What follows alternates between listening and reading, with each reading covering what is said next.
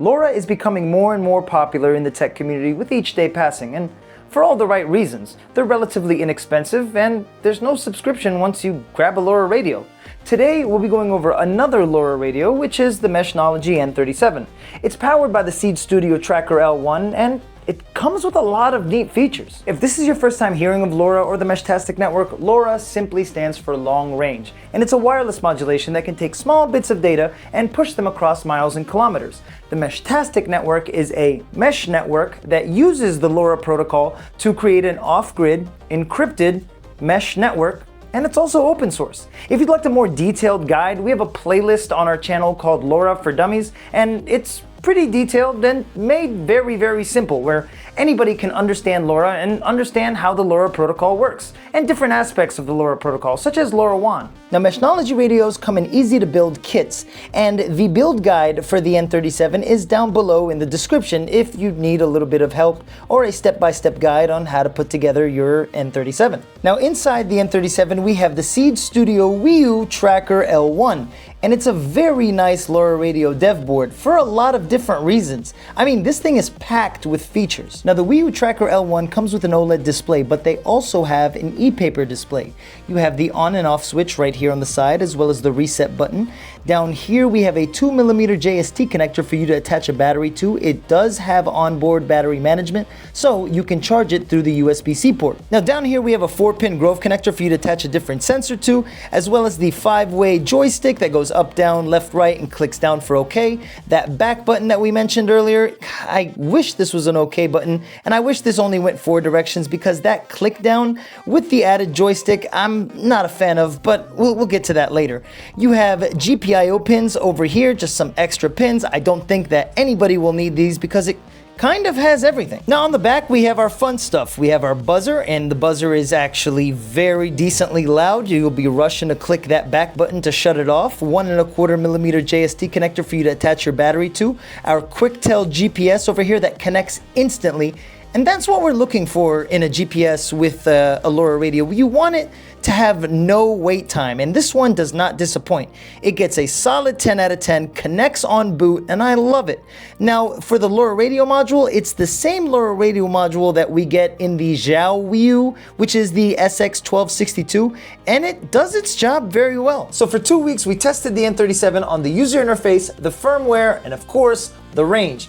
We're going to start off with the firmware, because the first week of testing, the Meshtastic firmware had not fully updated to the standalone version that we have today, that you find on the N39 and a lot of other different LoRa radios. Now, this was an issue, and it really bothered me. So the fact that they updated it helped a lot, because it wasn't what it is now. Now, the firmware. If you've ever used Meshtastic before, what it was using before was the original firmware where you had to connect through your phone, and basically the radio was a key into the system.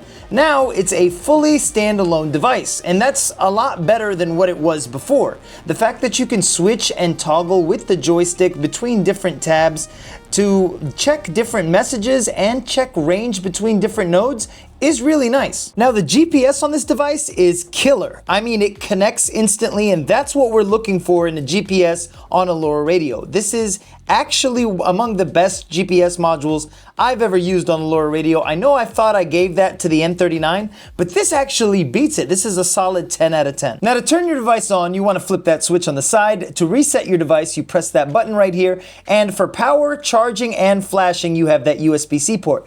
Now, I personally do not like where this reset button is. When you put this LoRa radio in your pocket, it's going to press this reset button, and that reset button is, of course, going to reset your device. And that's, as you can see, kind of annoying. Next, we're going to move on to the antennas. The GPS antenna right here does its job, as we've mentioned before. The stock antenna does a good job and actually has some decent range. Now, remember, we tested this radio for 2 weeks stock.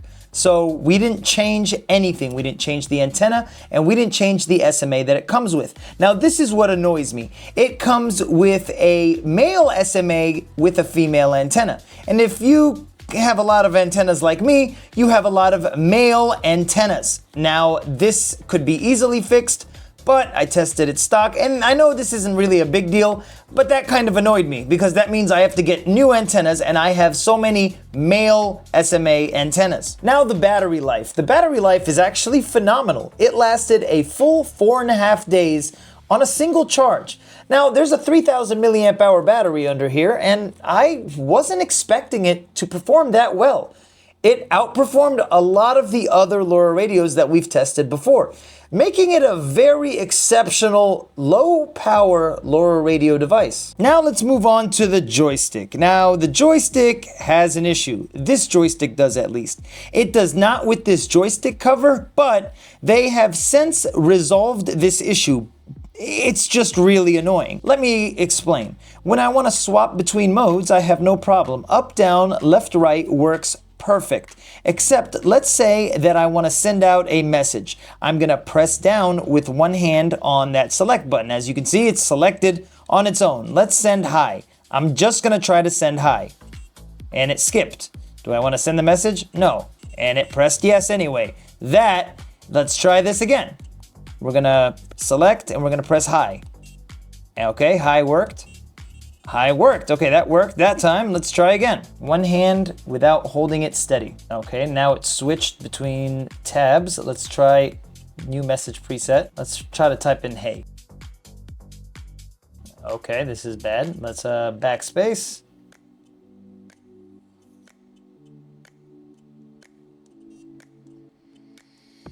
Okay, let's try two hands.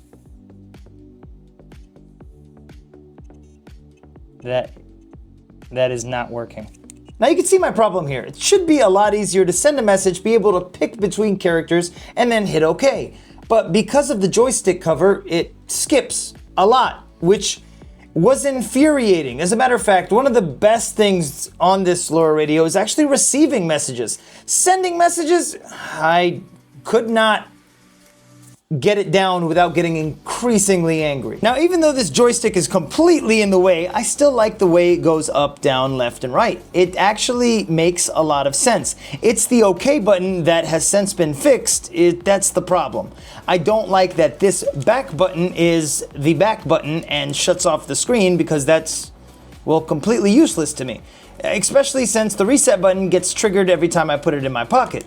It just turns on the screen, turns it off, and goes back. This should be the OK button, and this joystick should just be a four-way joystick. That would make a lot more sense. That way, if I want to go to messages, I can click there, and instead it just turns the screen off, which is a problem. Now, don't get me wrong. I feel like I'm spoiled after testing the Meshnology N39, which is powered by the Heltec Tracker V4, and then moving on to the Seeed Studio Wii U Tracker L1, which is what's in the Meshnology N37. Now, mind you, this isn't a Meshnology issue. It's more of a Seeed issue. I genuinely wish that reset button was elsewhere, and I wish it had a clip like they have on the N39. But let's move on to the range, because the range test actually went pretty well. So to help me conduct my range test, I have Mr. Michael Bills here with me, and we'll be testing the Meshnology N37 against another Meshnology N37, against a Wii U tracker that you find on the Xiao models, against a LilyGo T-Beam, against a LilyGo T-Deck, and a Heltec V3, which you'll find in the N32. So what's gonna happen is we're gonna conduct a range test, and a range test is where you pretty much ping a different message every 15 seconds. And we'll be on call, and once I receive the last transmission before it's the max transmission reached, we'll try to test how far each LoRa radio sends and receives. And I'll tell him and he'll tell me back and forth as we reach each point in time that the message is going through. Now, mind you, we don't have a clear line of sight. And that's kind of a good thing here because we're replicating what a real use scenario would be for the common man in a regular urban situation. Hi. Cal is about to get into the car to go on his drive, so we can go ahead and send my first signal on the device, which I've never used before. And in a minute, he will let me know when to send the signal. All right, send the message from the T-Beam. And I'm gonna send a hi now. My first time sending a hi on a LoRa radio. All right, received. Cal, did you get my signal? Send another message, send another message. And now we're wondering if Cal got my signal, or we just lost communications on our call. I hit the buzzer on accident. Hit send another message. Cal? Now send a message from the deck. So I will go ahead and send another message. All right. Cal? All right. Definitely received. Okay, I got Cal back on the line through Discord. I am going to go ahead and resend the message to Cal, and I'm now sending the third message to Cal. Mr. Bill, send another message from the deck. Okay, I'm going to go ahead and send the signal to Cal, and he just received the message. Now send a message from the deck. I'm sending Cal hello from the unit on the desk, and it's not getting it. I can hear you now. Hold on. All right, that's not. We hit max transmission. Now the N37 had a max range of around 4.3 miles, rough average. And that's actually kind of decent without a clear line of sight. It outperformed the LilyGo T-Beam and the LilyGo T-Deck, and here's a map of pretty much the range that we got on it, which isn't that bad. If you wanted to snag yourself a Meshnology N37 or wanted to check out some of the other LoRa radios that they have in their catalog, I've linked it in the description below. I'd like to thank you for watching this video, and I appreciate all the love and support, and thank you, Mr. Bills, because Thank you very much. I wouldn't have been able to do that test without him. We'll see you next time.